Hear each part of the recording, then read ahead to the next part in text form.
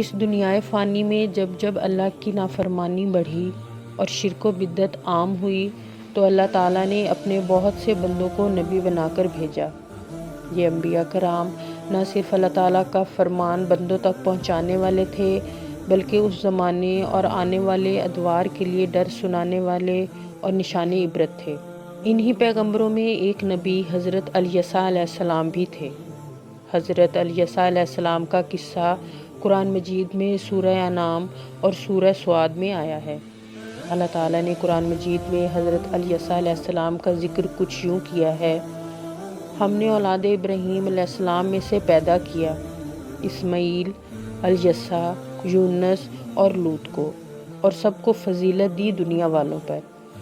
قرآن مجید میں الیسیٰ علیہ السلام کا صرف نام ذکر ہوا ہے جبکہ توریت میں آپ علیہ السلام کا تفصیلی ذکر موجود ہے۔ توریت کے باب سلاطین میں حضرت الیسیٰ علیہ السلام کا ذکر کچھ یوں ہوا ہے: خداوند نے اس سے فرمایا، نکل اور بیابان کی راہ لے اور ابیل مہولہ کے الیسیٰ بن صفت کو منسوب کر۔ چنانچہ اس نے وہاں سے روانہ ہو کر صفت کے بیٹے الیسیٰ کو پایا جو ہل جوتتا تھا۔ وہ ایلیا سے گزرا اور اپنی چادر اس کے کندھوں پر ڈال دی، تب وہ اٹھا اور اس کی خدمت کی۔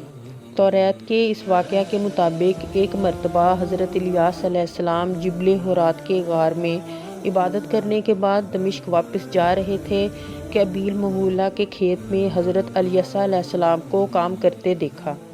آپ اس کے پاس تشریف لے گئے اور اپنی چادر الیسیٰ کے کندھوں پر ڈال دی۔ اس واقعہ کے بعد الیسیٰ نے ماں باپ کو الوداع کہا اور گھر بار، کھیتی باڑی اور بستی چھوڑ کر حضرت الیاس علیہ السلام کے پاس رہنے لگے۔ الیسیٰ علیہ السلام حضرت الیاس علیہ السلام کی تربیت میں 7 سال رہے۔ 7 سالوں بعد واپس اپنے گاؤں تشریف لائے اور خدمت خلق اور تبلیغ دین میں مصروف رہے۔ دراصل حضرت الیسیٰ علیہ السلام حضرت الیاس علیہ السلام کے چچا زاد بھائی تھے۔ حضرت الیاس علیہ السلام وہی برگزیدہ پیغمبر ہیں جنہوں نے کنعانیوں کے مشہور دیوتا بال سے جنگ کی۔ الیاس علیہ السلام کی وفات کے بعد اللہ تعالیٰ نے آپ کو بنی اسرائیل کے لیے نبوت عطا کی۔ روایتوں کے مطابق حضرت الیسیٰ علیہ السلام کے والد کا نام اختو تھا، جبکہ توریت میں انہیں آموز کا بیٹا بتایا گیا ہے جو حضرت یوسف علیہ السلام کے بیٹے افرایم کی اولاد میں سے تھے۔ حضرت الیسیٰ علیہ السلام کی شخصیت انتہائی پرکشش، پروقار اور باروب تھی۔ آپ اعلیٰ اور نفیس کپڑے پہنتے تھے، بال کٹے ہوئے اور سنورے ہوا کرتے تھے، ہاتھ میں عموماً عصا ہوا کرتا تھا۔ طبیعت میں سادگی اور بے نیازی تھی۔ دن بھر کھیتوں میں ہل چلاتے اور رات میں عبادت الہی میں مصروف رہا کرتے۔ الیسیٰ علیہ السلام ایک سیاسی سوجھ بوجھ اور معاملات میں بہت سمجھداری رکھنے والے انسان تھے۔ آپ علیہ السلام کے متعلق بہت سارے معجزات اسرائیلی اور اسلامی روایات میں بیان کیے گئے ہیں۔ مثلاً ایک مرتبہ اہل اریحا نے شکایت کی کہ ہمارے علاقے کا پانی کھارا ہے، آپ دعا فرمائیے کہ وہ پانی میٹھا ہو جائے۔ چنانچہ حضرت الیسیٰ علیہ السلام نے کچھ نمک لے کر دریا میں ڈالا تو اس کا پانی میٹھا ہو گیا۔ اسی طرح حضرت الیسیٰ علیہ السلام ایک عورت کے گھر تشریف لے گئے۔ اس عورت کے ہاں اولاد نہیں تھی۔ آپ علیہ السلام نے اس کے لیے دعا فرمائی تو اللہ تعالیٰ نے اسے ایک بیٹا عطا کیا، لیکن کچھ دنوں بعد وہ بچہ مر گیا۔ چنانچہ حضرت الیسیٰ علیہ السلام دوبارہ اس کے گھر تشریف لائے اور اس مردہ بچے کے لیے دعا کی تو وہ زندہ ہو گیا۔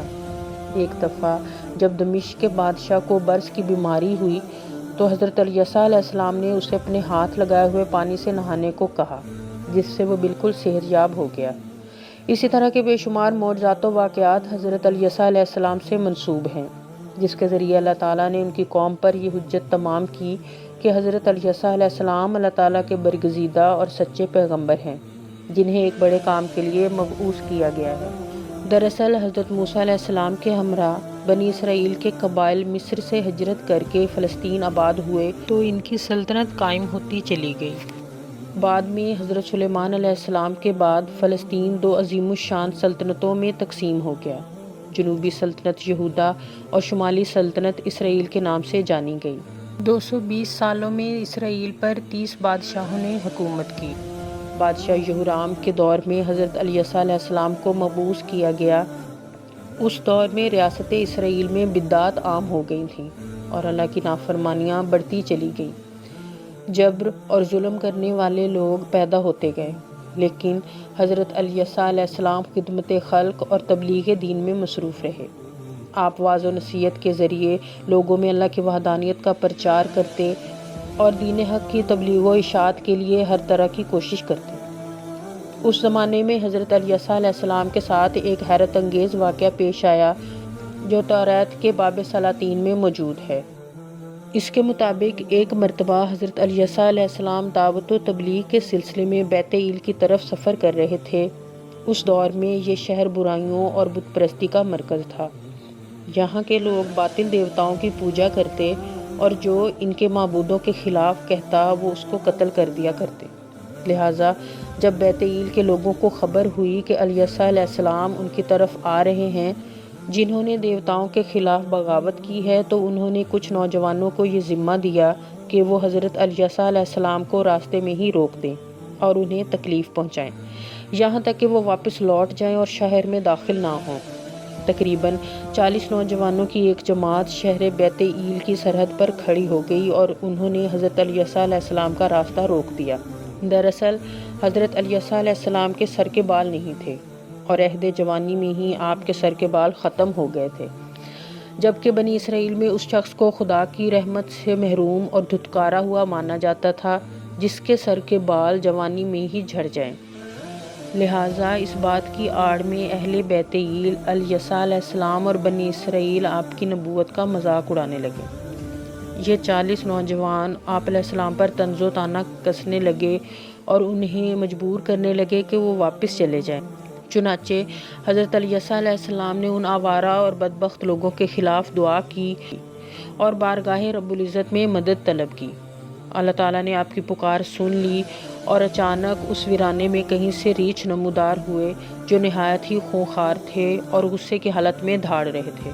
ان ریچھوں نے بنی اسرائیل کے ان نوجوانوں پر حملہ کر دیا جس سے وہ بری طرح زخمی ہو گئے۔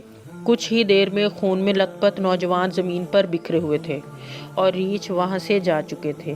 یہ اللہ تعالیٰ کی طرف سے حضرت عیسیٰ علیہ السلام کے لیے ایک غیبی مدد تھی، جس سے بنی اسرائیل پر یہ بات واضح ہو گئی کہ اللہ اپنے مقرب بندوں کو کبھی اکیلا نہیں چھوڑتا اور اللہ کے مقرب بندے کبھی راہ حق میں تنہا نہیں ہوتے۔ روایتوں میں آتا ہے کہ اس کے بعد بنی اسرائیل کبھی حضرت عیسیٰ علیہ السلام کی فرمان برداری کرتے اور کبھی مخالفت، لہٰذا حضرت عیسیٰ علیہ السلام ہمیشہ غمگین رہا کرتے تھے۔ آخر میں انہوں نے اللہ تعالیٰ سے دعا کی کہ انہیں آسمانی فرشتوں کا ساتھ ملے۔ یہ دعا بارگاہ الہی میں مستجاب ہو گئی۔ آپ نے بنی اسرائیل کے ایک نیک بندے جن کا نام ذوالکفل تھا انہیں اپنے پاس بلایا اور انہیں اپنا خلیفہ بنایا۔ اس کے بعد آپ کی روح قبض کر لی گئی۔